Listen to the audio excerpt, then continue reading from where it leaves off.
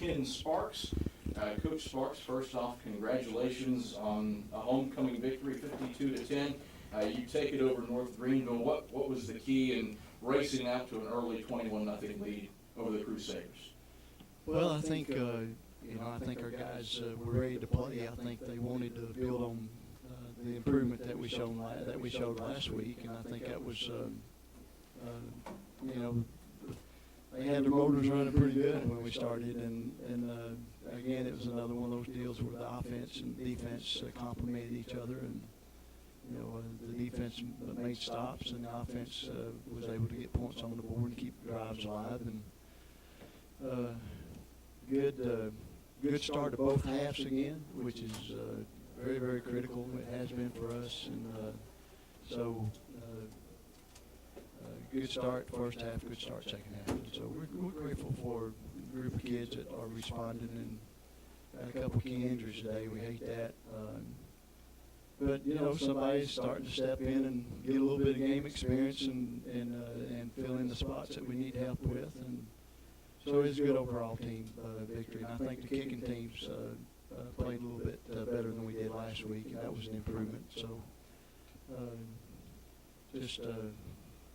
thank you, Lord. It was a good one. You say thank you, Lord. It's Ken Sparks Day, so the county and the city are celebrating you. It's homecoming, so Carson-Newman is celebrating itself. How much of a blessing is it that you've got family here that cares about Carson-Newman football and that cares about not only what the players do on the field, but what they do in their lives?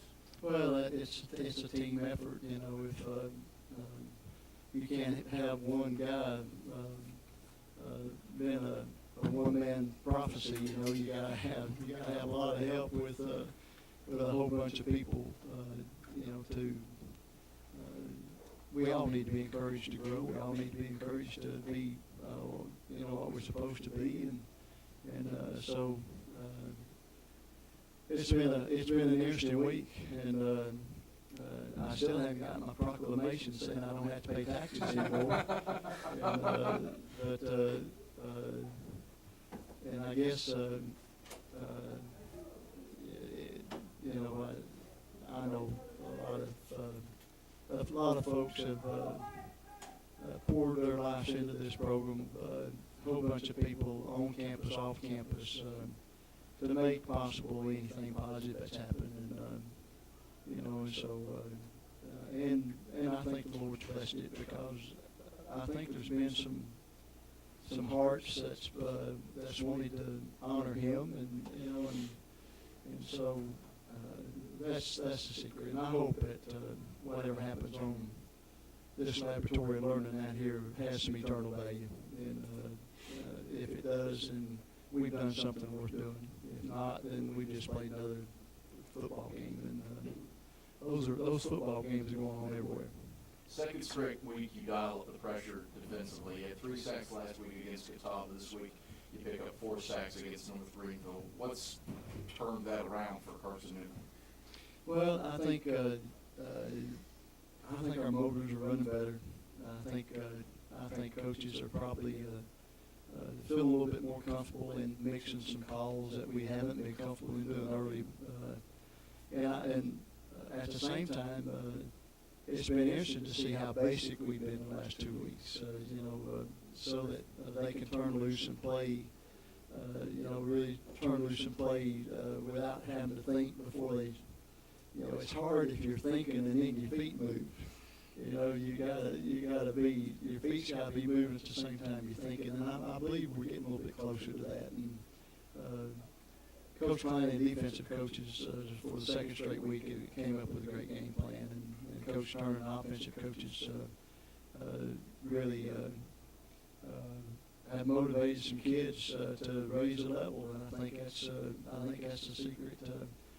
Coaches putting together a good game plan, furnishing some motivation, and the players executing the game plan, and being willing to submit themselves to being a team player to get it done. So it was good. You get another interception too. 2 weeks in a row, you pick off a pass. Wow. There may be it may not get dark tonight. With those kinds of things going on. So you've you ended up losing the turnover battle for the first time this season, but the 2 turnovers came late in the game when the result was not in doubt. You got a lot of playing time for, at one point in the second half, you played 5 different quarterbacks. So what's that mean that you're getting some of the youngsters some extra game time here against the North Greenville team that still has some talent on the field? Well, I thought that's very important. And it wasn't just youngsters. We had, we call them the 3 Amigas, 3 senior receivers. And one of them, Landon, I told him that we was going to have a hearing to see if we were going to kick him out of the senior fraternity because, he let the pass come off his hands and they intercepted it, Landon McCalman.